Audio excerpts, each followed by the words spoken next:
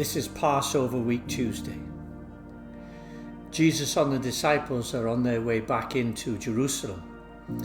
And on the way in, they notice that this fig tree is dead. Not wilting in need of water, but withered dead, as if it had been dead for decades.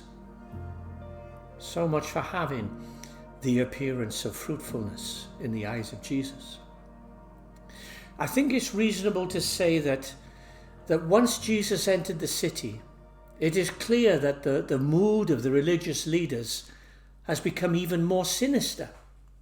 Possibly it was yesterday's table-tossing event that soured them further. Because as soon as Jesus gets through the gates and into the temple courts, the Pharisees and the Sadducees, they normally bickering against each other, but they joined forces to rail against him relentlessly, challenging his authority and scolding him like an unruly rabble-rouser. But Jesus didn't storm off or sulk or rant back like they were. Instead, he told a number of stories to anyone who would listen. Those kind of edge-of-your-seat stories. A story about a wedding banquet and the invited guests who refused to attend even though everything had been made ready for them. He told a story about a vineyard owner who placed his vineyard in the care of tenants, but those tenants ended up killing the vineyard owner's son in order to steal his inheritance. The people listening were wide-eyed, engrossed at his words, while the religious leaders were steely-eyed, enraged, because everyone listening perceived that these stories were exposing the hypocrisy of those leaders. Remember the fig tree. But then Jesus' demeanour changed. Instead of captivating stories, Jesus stood up and looked the religious leaders in the eye. And he used a phrase that he'd only used once before in Galilee. He squared up to those leaders and said to them, "Woe to you hypocrites." That got everyone's attention. And calmly, but forthrightly, Jesus exposed their rigid unbelief, their doubled standards, their religious facades, and their holier-than-thou attitudes. They were false, just like the fig tree. And with his eyes starting to tear up, he looked around at the magnificence of the temple being the focal point of Jewish history, and he just lamented these words, "O Jerusalem, Jerusalem, you who killed the prophets and stoned those sent to you. How often I have longed to gather your children together as a hen gathers her chicks under her wings. But you were not willing." Suddenly, all the stories he had been telling that day seamlessly wove together, and it was clear that as well as his eyes tearing up, his heart was now sobbing.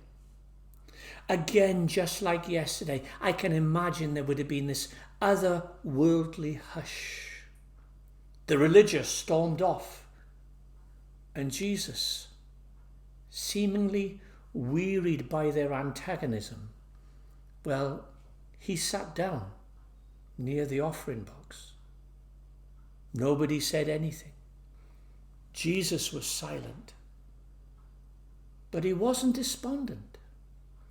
Instead, his focus was drawn to someone else that no one else had noticed.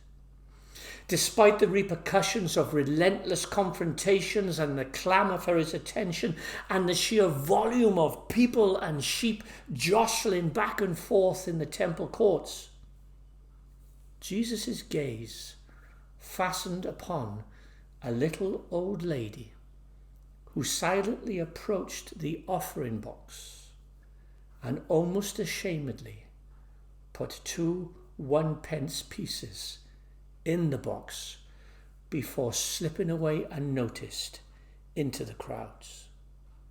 Now that offering box would have been overflowing with donations and offerings from the Jews who had come from all over the world. But the 2 pence, the 2 copper coins, and her heart caught his eye. You see, he said, the rich just give a fraction out of their wealth, but this poor old lady gave all that she had. Again, it was another day of complete contrasts. Jesus called the strutting religious hypocrites, but the poor old lady was blessed. As far as Jesus is concerned, how you look on the outside is nowhere near as important as to how you are on the inside. I was reminded of the fig tree. That looked healthy. That was all show, but that withered.